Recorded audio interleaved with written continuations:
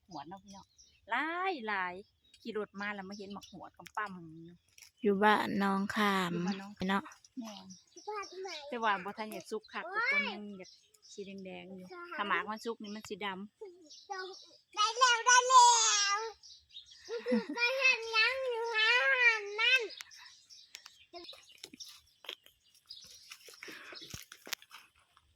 น่าพี่น้อง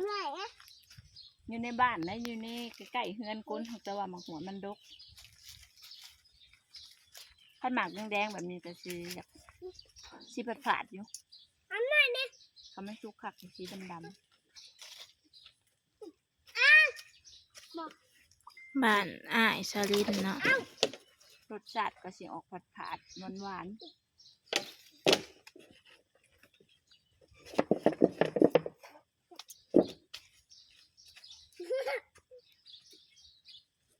อันนี้ยืนไหลพ่อแม่เจ้าเด้แม่เจ้าเด้ เพื่อนบ้าโอ้เด็กๆมามักพากันปีนกันเลย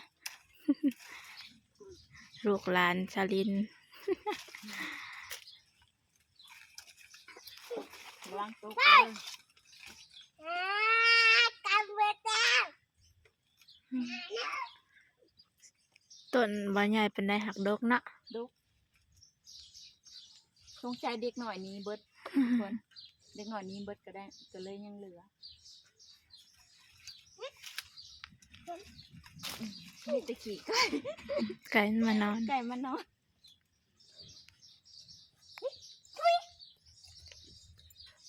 สลินเอามันมาให้อายนะ แม่ให้เขานะ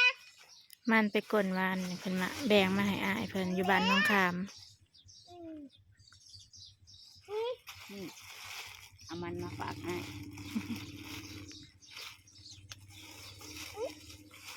แฉะปอด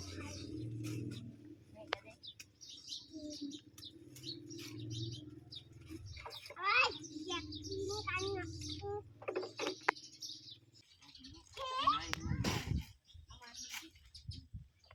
มาแต่ใช่เขามาที่เป็ดตลาดเขาพริกลายเดี๋ยวต้องพริกดิบนะเนี่ยฮะไปจะเป็นหมาบางน้ำสวนนั่นแหละก็ได้เดือนที่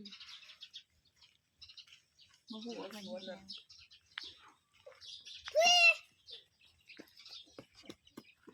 นอนอยู่มาหน่อยไปหาปุ๊กนั่งเต้นเลยเฮ็ดเนียงกว่าเลยจักซอสกันนะเลยจักซอสนี่แหละตัวนี้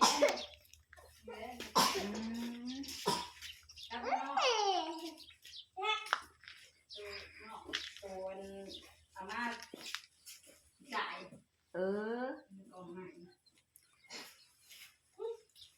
ทุกคนไปเก็บหมักจิกเชิญเพิ่นขึ้นหัวบ่ได้สูงกดหัวสูงกว่าคนคนละสิเกียไปเหยียบก็ลุ่มลงแล้วนี่เนาะไปไม่ได้จะไปก้อนจะไปรอด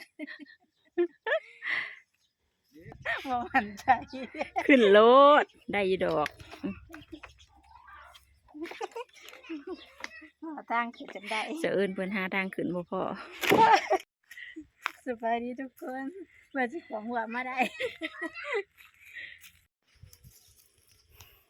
บัวลายทุกคนยังไม่แย้มเล่มเอาปลูกพ่อเด็กกินมาหาเล่มหมักพริกอ้ายเมื่อตำแจ่วหมักตำแจ่วหมักพริกดิบมันจังแซ่บอุ้ยหมดคันหมดเดียดหมดเนี่ยหาเหลืองเอามาแก่มันถูกเลยบัวลายเป็นไรดอกมันยำ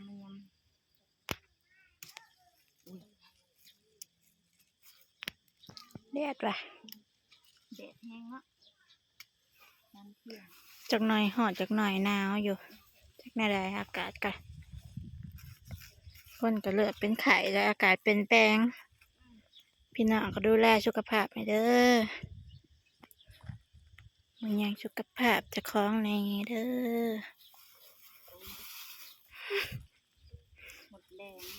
กิน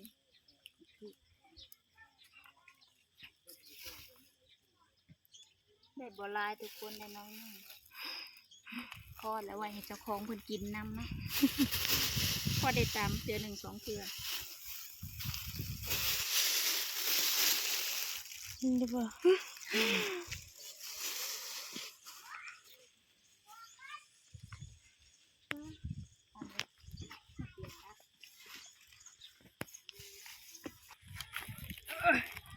สะเอิญเป็นขวมได้อยู่เนาะมัดให้แน่ ไปขวมก่อนบ่ขวมยากนะสลินขายาวขวมง่ายอยู่ทุกคน แต่ว่าสะเอิญเพิ่นขาสั้นเพิ่นขวมยากให้เบิ่งต้องเถื่อจะนั่นก็หักแกะเบิ่งอึ๊บไปทุกคนถ้าสิเข้าตลาดเนาะมื้อนี้นะเอามันมาส่งง่ายแล้วก็สิเข้าตลาดต่อ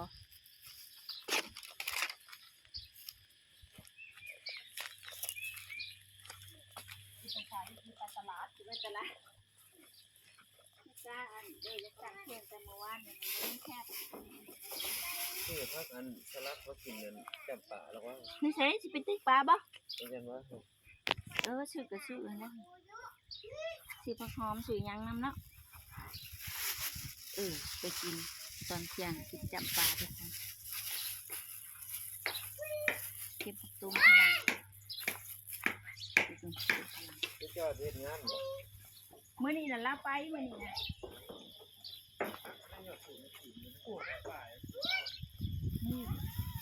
บ้านเฮาบ่ค่อยมีทุกคนแต่ว่าเฮือนอ้ายเนี่ยมี หยอดยัง ยอดตุ้มพลัง อืม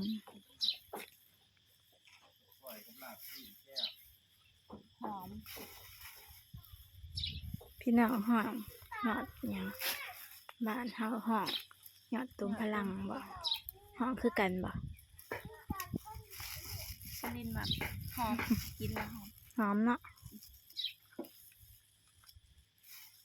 หุ่มนี่มันมืดๆก็ทนดูไปก่อนเด้อ มืดบ่มันอยู่ในแดดเด้อ มันแดดแล้วมันมืด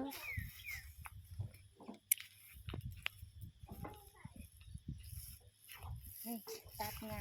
มันปลูกมันหยอดใหญ่ๆพอละได้แล้ว ไปมื้อนี้ก็2คนอีกคือเก่า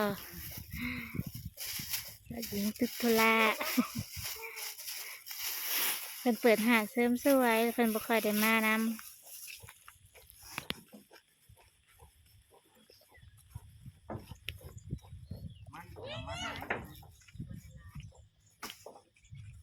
นี่คือเบิดไปใช้ หลังจากมาแต่บ้านอ้ายก็มาแวะตลาดมาเข้าตลาดมาซื้อของ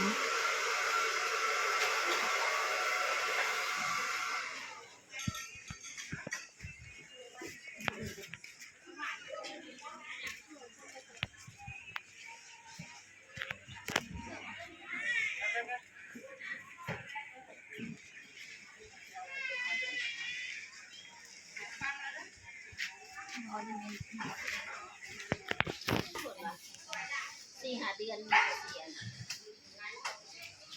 ามนะ นำ บ่ได้มาได้แง่แค่บ่แดงนี่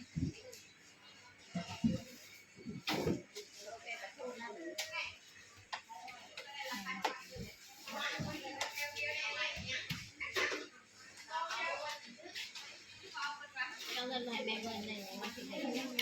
โอนมาให้ยังดูได้หวัง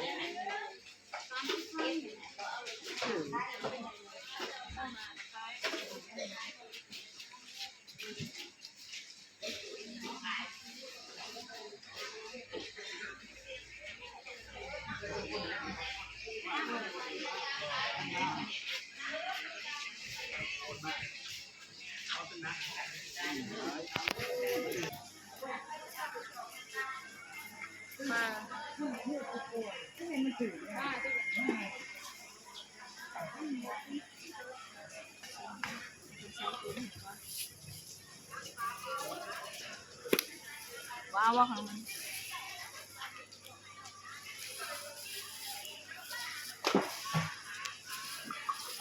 ชื่อคิด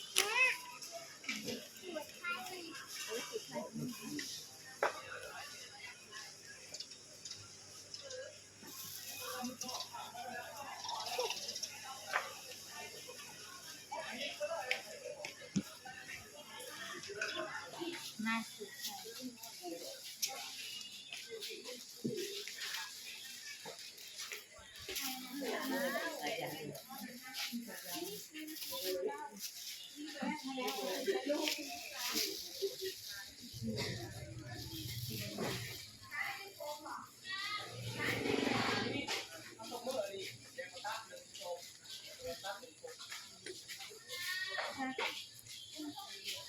ที่พึ่งคล้ายเหล็กนี่นะ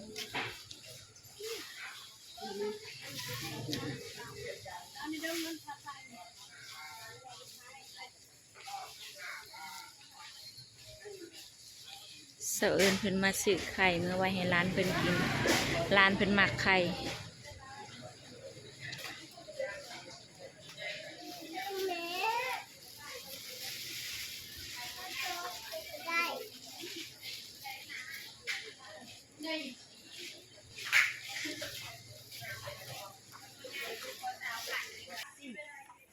สลินเสียแพบ อีสี่แสดงว่าจะจัดเป็นสีขาวมั้ยเดี๋ยวมันบ้างเนี่ยทงอะไรบ้างทงใหญ่หรือทงอะไร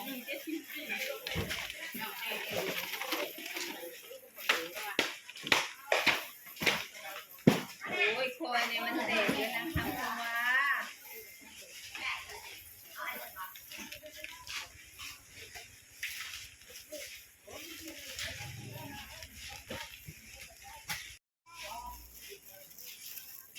ถามเงินทอน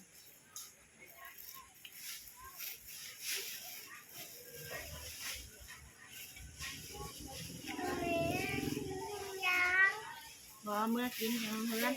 แป้งหน่อยแต่มันจะเป็นก่อนหน่อยก่อนใหญ่แซ่บได้ค่ะ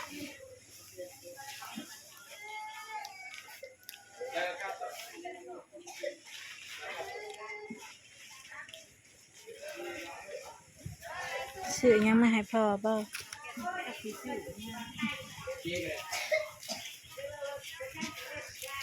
เอามาตัวดีนี่บ้างสีขาวคุณกับเขา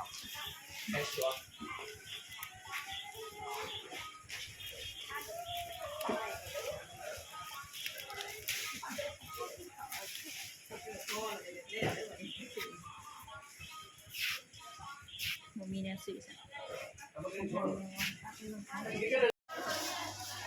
มาซื้อผัก